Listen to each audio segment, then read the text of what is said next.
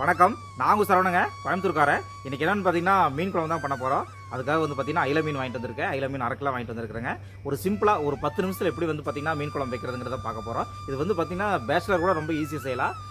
சமையலே தெரியாதவங்க கூட ரொம்ப ஈஸியாக செய்யலாங்க இந்த மீன் குழம்பு. வாங்க எப்படி செய்யலாங்கிறது பார்க்கலாம். இன்றைக்கி அயில மீன் குழம்பு தாங்க செஞ்சுருக்கோம். ரொம்ப சட்டுன்னு ஈஸியாக செஞ்சிடலாங்க. ஒரு 10 நிமிஷம் இருந்தால் போதும். இது பேச்சுலர் கூட ரொம்ப ஈஸியாக செய்யலாங்க இந்த குழம்பு. வாங்க இந்த குழம்பு எப்படி செய்யலாங்கிறது பார்த்துடலாம் வாங்க. இதுக்கு வந்து பார்த்தீங்கன்னா 1/2 கிலோ அயில மீன் எடுத்துருக்கிறேங்க. வெங்காயம் வந்து பார்த்தீங்கன்னா ஒரு 100 கிராம் சின்ன வெங்காயம் பொடியாக கட் பண்ணி வச்சுருக்கிறேன். 4 தக்காளி பொடியாக கட் பண்ணி வச்சுருக்கிறேங்க. பூண்டு, இஞ்சி, கருவேப்பிலை இது 3 எடுத்துருக்கிறேங்க. அது லெமன் சைஸுக்கு புளி எடுத்து வச்சுருக்கிறேங்க. அது கூட தாளிக்கிறதுக்கு வெந்தயம், கடுகு, 1/2 ஸ்பூன் மஞ்சத்தூளுங்க, 1 ஸ்பூன் மிளகாத்தூள் எடுத்துருக்கிறேங்க. காஷ்மீரி மிளகாத்தூள் எடுத்துருக்கிற கலருக்காக. வாங்க எப்படி செய்யலாங்கிறது பார்த்துடலாம் வாங்க. ஒரு வடச்சட்டியிலங்க 2 ஸ்பூன் ஆயில் ஊற்றிக்கலாங்க.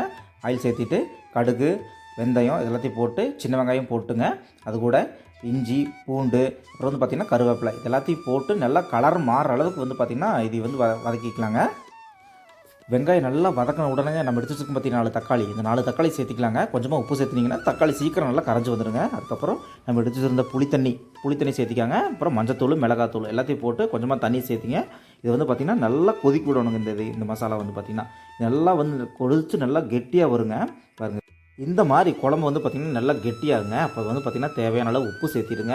இதுக்கு தேவையான அளவு தண்ணியும் சேர்த்திட்டு ஒரு 10 நிமிஷம் மூடி வச்சு நல்லா கொதிக்க வைங்க. ஃபஸ்ட் ஒரு 10 நிமிஷமாக நம்ம குழம்பு வந்து பார்த்திங்கன்னா நல்லா கொதிச்சுட்டு இருக்குது பாருங்கள். கொதிச்சுட்டு இருக்கும்போது நம்ம எடுத்து வச்சுருந்த ஒவ்வொரு மீனாக இதில் வந்து பார்த்திங்கன்னா உள்ளே சேர்த்திக்கலாங்க. சேர்த்திட்டு நல்லா கலந்து விட்டுட்டுங்க. இந்த மீன் வந்து பார்த்திங்கன்னா ஒரு 5 நிமிஷம் மூடி வச்சா போதும். ஒரு 5 நிமிஷம் மூடி வச்சுட்டு நீங்கள் வந்து பார்த்திங்கன்னா ஓப்பன் பண்ணிங்க அப்படின்னா மீன் குழம்பு வந்து பார்த்திங்கன்னா ரெடியாயிருங்க. மீனும் நல்லா வெந்துருங்க. இதில் கடைசியாக கருவேப்பிலை தூவிட்டு ஒரு 2 நிமிஷம் அப்படியே மூடி வச்சுருங்க. மூடி வச்சிங்க அப்படின்னா இந்த கருவேப்பிலையோட ஸ்மெல்லெல்லாம் வந்து பார்த்திங்கன்னா அந்த குழம்புல நல்லா இருக்குங்க. நீங்கள் அதுக்கப்புறம் 2 நிமிஷத்துக்கு அப்புறம் ஓப்பன் பண்ணிங்கன்னா ரொம்ப சூப்பராக இருக்கும் இந்த மீன் குழம்பு. உங்கள் வீட்டில் செஞ்சு பாருங்கள், ரொம்ப சூப்பராக இருக்கும் இந்த மீன் குழம்பு. செஞ்சு பார்த்துட்டு கண்டிப்பாக கமெண்ட் பண்ணுங்கள். என் வீடியோ பிடிச்சா சப்ஸ்கிரைப் பண்ணுங்கள். நன்றி, வணக்கம்.